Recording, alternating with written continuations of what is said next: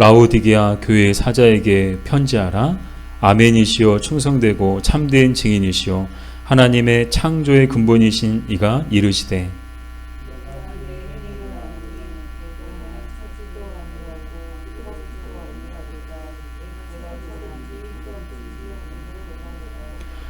내가 이같이 미지근하여 뜨겁지도 아니하고 차지도 아니하니 내 입에서 너를 토하여 버리리라.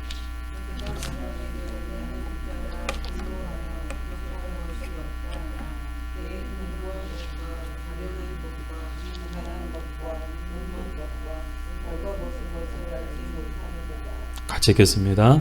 내가 너를 권하노니 내게서 보이로 연단한 금을 사서 부유하게 하고 흰옷을 사서 입어 벌거벗은 수치를 보이지 않게 하고 안약을 사서 눈에 발라 보게 하라. 아멘. 요즘에 이제 큐티 본문이 요한계시록을 보고 있거든요. 그래서 제가 아침마다 이제 단톡방에 올려드리는 내용이 바로 요한계시록 내용이에요. 그래서 1장부터 지금 4장을 나가고 있는데 2장과 3장에 보면 우리 7교회가 등장하거든요. 7교회란 에베소 교회, 서머나 교회, 버가모 교회, 두아디라 교회, 사대 교회, 빌라델비아 교회, 라오디게아 교회 7교회가 등장하는데 어떤 내용인가 하면 주님께서 이 7교회에 대해서 칭찬과 책망하시는 내용이에요. 근데 특징이 한 가지가 있는데 이 7교회들 중에서 유일하게 칭찬은 받지 못하고 책망만 받는 교회가 나오거든요. 그 교회가 바로 오늘 우리가 본문으로 보고 있는 라오디게아 교회예요. 다른 교회들은 다 칭찬이 있어요. 칭찬도 받고 또 책망도 받아요. 근데 이 라오디게아 교회만 칭찬이 없어요. 이 칭찬이 없다는 것은 칭찬받을 내용이 없다는 거예요. 오로지 주님으로부터 꾸지람만 받는데 그 꾸지람도 보통 꾸지람이 아니고 엄한 꾸지람만 받고 있거든요. 도대체 무엇 때문에 이렇게 혼나고 있나? 한마디로 이제 혼나는 거죠.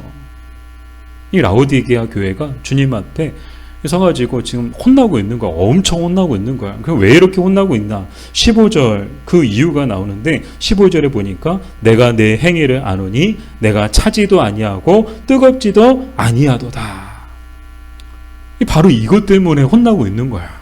그런데 이 뜨겁지도 않다, 차갑지도 않다 이 말은 무슨 말인가 하면 미지근한 신앙생활 또 그들의 미지근한 영적 상태에 관한 말씀인 거예요. 그들의 신앙생활과 그들의 영적인 그런 모습을 보니까 어때요? 뜨겁지도 않고 차갑지도 않고 이것도 아니고 저것도 아닌 거야. 근데 예수님의 말씀은 여기서 끝나지 않죠. 16절에 보니까 내가 이같이 미지근하여 뜨겁지도 아니하고 차지도 아니하니 내 입에서 너를 토하여 버리리라. 미지근한 그 라오디게아 교회를 향하여서 뭐라고 말씀하세요? 내 입에서 토하여 버리겠다. 토하여 버리고 싶다고 말씀을 하고 계시는 거야. 기쁨이 되기는커녕 토하고 싶은 존재가 되어버린 것이죠. 여기서 우리가 이제 이 라오디게아 교회에 대해서 이렇게 온수, 냉수, 그리고 미지근한 물에 비유하시는 이유가 뭔가 하면 당시 라오디게아 교회의 지리적 위치 때문인데요. 이 라오디게아 이 북쪽에는 히에라보일의 뜨거운 온천수가 있고 이 온천수 물이 동쪽으로 흘러가 고이로세 지역에 이르러서는 아주 차가운 냉수가 돼요. 그러니까 아주 뜨거운 온천수가 흘러가면서 이제 고이로세 지역에서 우물에 이르게 되는데 아주 시원한 냉수로 바뀌게 되는 거죠.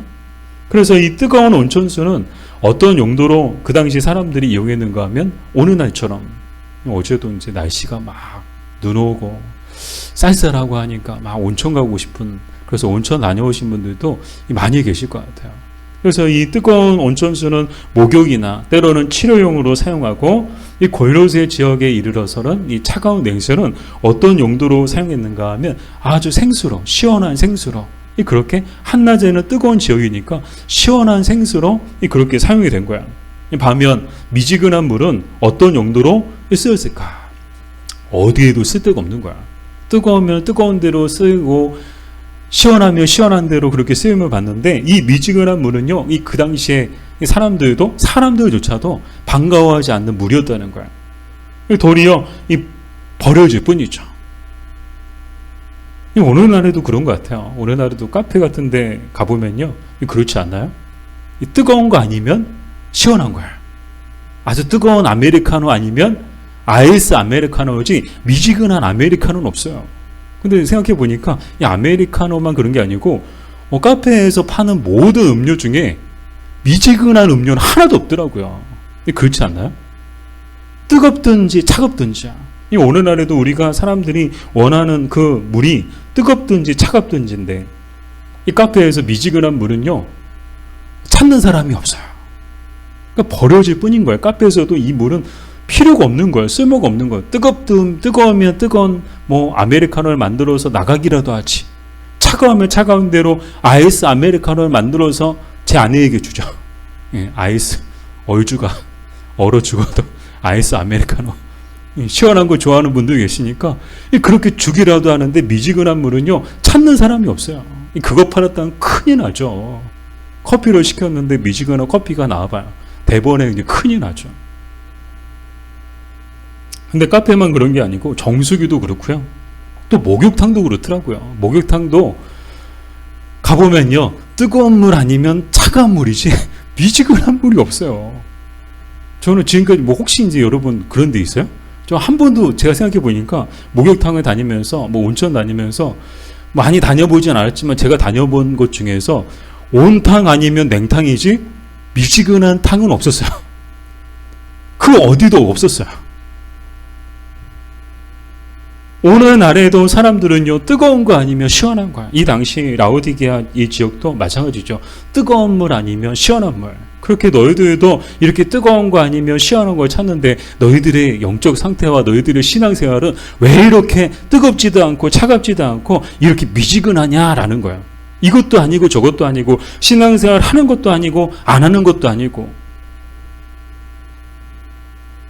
그런 이 라오디게아 사람들에 대한 이 믿음에 대해서 이 말씀을 하고 계시는데요. 그러면은 왜 이 라오디게아 교회 사람들은 이렇게 미지근한 믿음을 가지게 되었는가? 이렇게 된 데에도 다 이유가 있는데요. 그 이유가 오늘 또 17절에 나오죠. 우리 17절 말씀을 우리 같이 한번 읽어볼까요? 내가 말하기를 나는 부자라 부유하여 부족한 것이 없다 하나 내 공고한 것과 가련한 것과 가난한 것과 눈먼 것과 벌거벗은 것을 알지 못하는 도다. 자, 이 라오디게아 지역 이건 어떤 또 이렇게 특징이 있는가 하면요. 위로는 이제 뜨거운 온천수 그리고 또 이렇게 밑으로는 이제 동쪽으로는 이렇게 차가운 냉수 이렇게 지리적인 특징도 있지만 또 한 가지 지리적 특징이 뭔가 하면요. 그 당시 유통의 무역의 중심지였습니다. 그래서요. 이 지역은요 다른 지역들보다 오늘날도 그렇지만 굉장히 경제적으로 부유한 도시였던 거예요. 이 도시가 얼마나 부유한 도시였는가 기록을 살펴보니까 AD 60년에 유례없는 큰 지진이 났대요.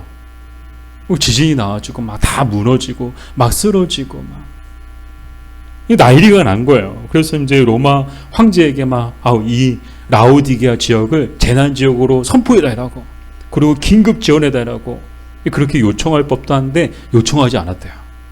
왜요? 자기들 능력이 있으니까 자력으로 폐허가 된 도시를 재건할 정도로 이 라오디게아 지역은요 굉장히 당시에 다른 지역에 비해서 부유한 도시였다는 거야. 그러니까 잘 사는 도시였다는 거죠. 이 도시가 잘 살면 그 사람들도 다 잘 사는 거야. 대부분의 사람들의 소득 수준이 높죠. 그러니 그 안에 있던 교회도 어떻겠어요? 다른 지역의 교회들보다 재정적으로 넉넉하고 이 부유한 이 교회였겠죠. 그러니까 물질적으로 부족한 것이 없었을 거야. 그래서 라오디게아 교회 성도들 어때요? 경제적으로 물질적으로 부족한 것이 없고 부유한 삶을 살고 있으니까 간절함도 없고 뜨거움도 없고 그냥 미지근하게 그냥 신앙생활하고 그러면서도 자기들은 자기들은 이제 잘 믿고 있고 이렇게 잘 믿으면 이제 다 우리 천국 갈 거다. 그렇게 다 생각을 하고 있었던 것이죠. 그러나 주님이 보실 때 주님은 사람의 겉모습이 아니고 교회의 겉모습이 아니고 성 모습을 보세요. 속 사람을 보시는 거야. 이 라오디게아 교회를 보니까 겉으로는 교회가 부유하고 부족한 것이 없어 보여요. 그런데 그 영적으로 보니까 어떻습니까? 영적으로 보니까 하나같이 가난하고 하나같이 눈물 없고 하나같이 벌거벗었다는 거예요. 그러니까 영적으로 굉장히 겉으로는 부자인 것처럼 부족한 것이 없는 것처럼 부유한 것처럼 그렇게 행세를 하는데 영적으로는요 완전히 그냥 기아 상태에 빠진 거야. 완전히 벌거벗은 거야. 근데 더 심각한 문제는 뭘까요? 그들이 그들의 영적 상태를 모른다는 거예요. 그러니까 더 심각한 거죠. 우리 수요일마다 우리 천류역정을 보고 있는데 이 무지라는 사람을 우리가 봤었죠. 이 무지라는 사람이 어떤 사람이었어요? 저는 계속 이제 기억에 남더라고요. 이 무지라는 사람이 계속 기억에 남는 거예요. 수요일의 길을 가는데 어떻게 했습니까? 마땅히 수요일의 길을 가는 사람이라면 반드시 통과해야 되는 좁은 문과 십자가 언덕을 통과하지 않고 중간에 새끼로 이 수요일의 길에 들어선 사람이에요. 근데 이 무지라는 사람은 무엇에 사로잡혀 있었는가 하면 환상적 믿음에 사로잡혀 있었던 거예요. 이 환상적 믿음이란 자기의 머릿속으로 상상하는 그 상상 속에서 만들어낸 신, 자기가 머릿속에 상상해낸 그런 신앙생활. 그래서 이 정도면 됐다. 기준이 자기인 거야. 말씀이 기준이 아니고 말씀이 근거가 아니고 자기가 생각하기에 이 정도 교회 다니면 됐지. 이 정도 믿으면 됐지. 이 정도 헌금하면 됐지. 이 정도 기도하면 됐지. 이 정도 봉사하면 됐지. 이 정도 열심히 하면 됐지. 그러면 나도 충분히 구원받을 수 있는 자격이 있어. 나는 충분히 넉넉히 이 천국에 들어갈 거야. 이게 뭐예요? 환상적 믿음이라는 거야. 그래서 제가 그랬잖아요. 그렇게 생각하는 사람들 보면 진짜 환장하겠네. 환장하겠네. 근데 이 라오디게아 사람들도 똑같지 않나요? 지금 어떤 믿음을 가지고 있어요? 환상적 믿음의 영적 무지에 사로잡혀 있는 거야. 겉으로는 이게 부유하고 부족한 것이 없고, 그리고 당연히 구원받고, 당연히 하나님께서 은혜와 복 주실 것이고, 당연히 우리는 천국 갈 것이다 생각하고 있는 사람들. 그러나 주님이 보실 때 이 사람들 중에 천국 갈 사람이 많이 없어요. 영적으로 다 가난하고 눈멀고 벌거벗은 이 라오디게아 사람들의 모습을 오늘 우리는 말씀을 통해서 보고 있죠. 이들의 결국은 어떻게 되는가? 무지의 결국하고 똑같게 되는 거야. 이 무지가 어떻게 됩니까? 결국에는 자기 기만과 환상적 믿음이라는 늪에 빠져서 영원히 멸망하고 말죠. 저는 늪에 빠져본 적이 없어요. 근데 이제 뻘에는 빠져본 적이 있거든요. 이 늪에 빠지면 딱 이런 느낌이겠다. 웬만한 이제 뻘 말고 이렇게 좀 서해안에 이제 약간 밑으로 내려가면 그 뻘이 장난이 아니더라고요. 들어가는데 그냥 푹푹 들어가요. 몸부림칠수록 계속 몸이 밑으로 들어가는 것 같아요. 그래서 이게 죽는 줄 알았어요. 예전에 한번 그렇게 잘못 들어갔다가 그냥 우습게 여겼다가 아주 큰 거 다칠 뻔했거든요. 계속 몸이 밑으로 들어가는 거예요. 이렇게 보이지 않는 거예요. 그래서 다행히 이제 엎드려가지고 기어가지고 주여 찾고 하나님 찾고 그렇게 해서 겨우 나왔거든요. 이 늪이 못 가요. 늪은요 한번 빠지면 나올 수 없는 곳이야. 몸부림칠수록 더 깊이 들어가서 결국에는 이 죽고 마는 곳이 바로 늪이죠. 이 라오디게아 사람들의 결국도 어떻게 되는가? 결국엔 이 환상적 믿음과 자기 기만이라는 늪에 빠져가지고 영원히 이 멸망하고 말 뿐이죠. 얼마나 안타까워요. 교회인데 7교회가 다 등장하는데 6교회는 다 칭찬받는데 이 라오디게아 교회만 칭찬을 못 받고 도리어 책망받고 영원히 멸망한다면 이거 얼마나 안타까워요. 근데 제가 더 안타까운 것은요, 오늘날 정말 교회 안에도 이런 사람들이 많다는 거예요. 자기 기만과 환상적 이 믿음이라는 그 잘못된 믿음에 사로잡혀가지고 이 정도 교회 다니면 됐지, 이 정도 봉사하면 됐지, 이 정도 예배 드리고, 이 정도 헌금하고, 이 정도 봉사하면 됐지, 그럼 당연히 구원받고, 당연히 하나님께서 은혜와 복 주실 것이고, 당연히 천국 갈 거라고 생각하는 사람들이 많다는 거예요.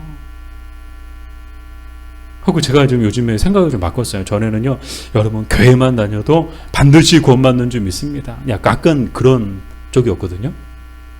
근데 요즘에 이제 마음의 거룩한 부담감은 내가 이 천리 역정을 보면서 이제 깨달은 거야. 이렇게 어느 날 교회 안에 이 무지와 같은 사람들이 얼마든지 있을 수 있다는 거야.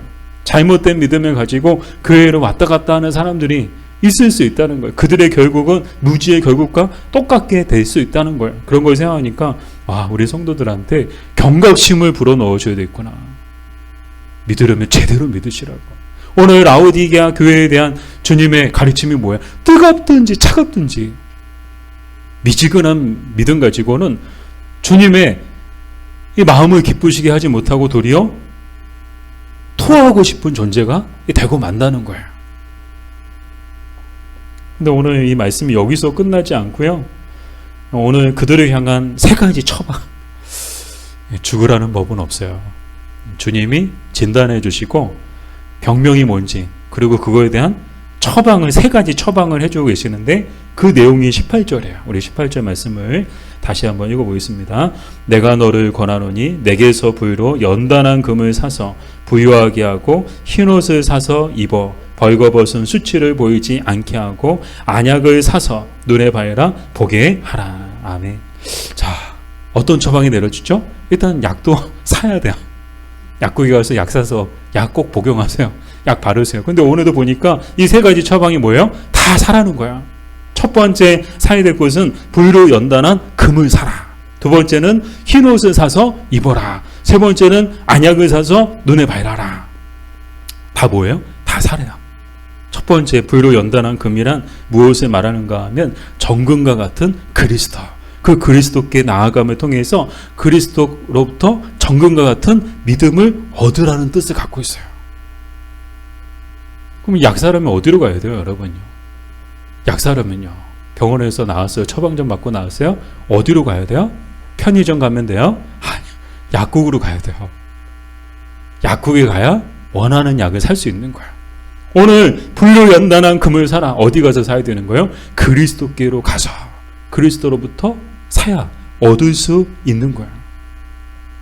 사랑하는 여러분, 우리를 부유하게 하는 것은 돈이 아니라 바로 예수 그리스도이신 줄 믿습니다. 두 번째, 흰옷을 사서 입으라. 이 흰옷이란 무엇을 말하는가 하면 바로 예수 그리스도께 또 나아가서 예수님이 주시는 흰옷을 입어라 라는 뜻을 갖고 있는 거예요. 교리적으로는요, 이 칭의라고 얘기하거든요. 칭의가 뭔가 하면 덮어주신다는, 가려주신다는 뜻을 갖고 있어요. 우리가 죄인인데 우리의 죄를 덮어주시고 우리의 죄를 가려주시는 거, 그거를 칭의라고 얘기해요. 정말 눈이 많이 왔잖아요. 막 오늘도 막 눈 와가지고 이거 어떻게 하나, 또 오늘 금요 기도했는데 또 눈 오면 어떡하나 막 걱정하고 있었는데 다행히 이제 눈이 이렇게 많이 안 와서 다행인데, 보셨어요? 그냥 온 천지가 그냥 겨울왕국인 거야. 동화 속에 들어온 것처럼 그냥 온 천지가 하얗게 눈으로 다 덮인 거야. 뭐가 산인지 뭐가 나무인지 뭐가 찬지 구분이 안 갈 정도로 온 세상이 다 하얀 거예요. 근데 이게 저는 칭의를 잘 설명해주는 우리의 자연의 그런 현상 중에 하나라고 저는 생각해요.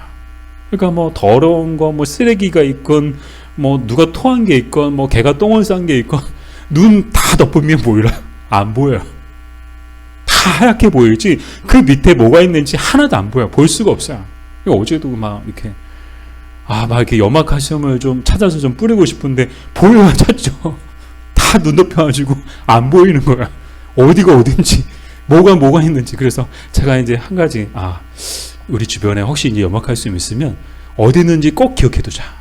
나중에 혹시 이제 오늘처럼 이번처럼 눈 많이 오면 거기 가서 헤치면 나올 거 아니에요. 근데 눈 덮인 데서 그냥 염화칼슘 찾으려고 하니까 안 보이죠. 못 찾았어요. 결국 못 찾았어요. 염화칼슘을 찾았으면 좀 덜 고생했을 텐데 못 찾아가지고 오지게 고생하고 눈치 오느라고 오지게 고생하고. 자, 이렇게 이 칭의가 뭐예요? 흰옷을 사서 입으라는 게 뭐예요? 이 그리스도께 나아가 그리스도의 옷을 입으라는 거예요. 그래서 우리의 죄가 가려지고 우리의 더러움과 추함이 덮어지는 그런 은혜를 입으라는 거예요. 그리고 세 번째는 안약을 사서 바르라. 이 안약은 바로 그리스도의 말씀을 뜻합니다. 말씀은 뭐예요? 여호와의 말씀은, 주의 말씀은 내 발의 등이요 내 길의 빛이니이다. 이 말씀의 역할, 이 말씀의 능력이 뭡니까? 빛의 역할을 갖고 있어요. 모든 어둠을 몰아내고요, 길을 밝혀주는 그런 능력이 있어요. 생명을 불어넣어주는 능력이 있어요. 그래서 안약을 사서 발라라, 이거는 그리스도의 말씀을 보라는 거예요. 이 세 가지 처방이 내려졌습니다. 근데 중요한 건 뭐예요? 하나같이 다 사야 되는 거예요. 사랑하는 여러분, 우리에게도 똑같은, 우리도 이제 우리의 믿음, 우리의 모습이 혹 라오디게아 교회 성도들의 모습하고 혹 똑같진 않나. 오늘 우리의 믿음이 미지근한 믿음은 아닌가. 그렇다면 우리도 세 가지 처방을 받아야 되는데, 이 처방을 받기 위해서는 우리도 사야 합니다. 이 산다는 것이 어떤 의미인가 하면요, 반드시 값을 지불해야 한다는 거예요. 날마다 주님을 사모하고 날마다 은혜를 사모하고 은혜를 갈망함으로써 주님 앞에 나아갈 때에 얻을 수 있고 살 수 있는 것이지, 가만히 집에서 소파에 앉아 있는다고 얻을 수 있는 게 아닌 거예요. 그래서 믿음이란 뭐냐? 지난주에는 나아가는 것이라고 했는데, 오늘 말씀을 통해서 믿음이란 뭐냐? 사는 것이다. 나가서 사는 것이다. 값을 지불해야 된다는 거야. 사랑하는 여러분, 주님께 나아가는 사람만이 주님을 만나게 되는 것처럼 주님께 나아가는 사람들만이 이 세 가지를 얻게 될 것입니다. 오늘 이 밤에 여러분은 이 세 가지를 다 얻고 돌아가시기를 주님의 이름으로 축복합니다.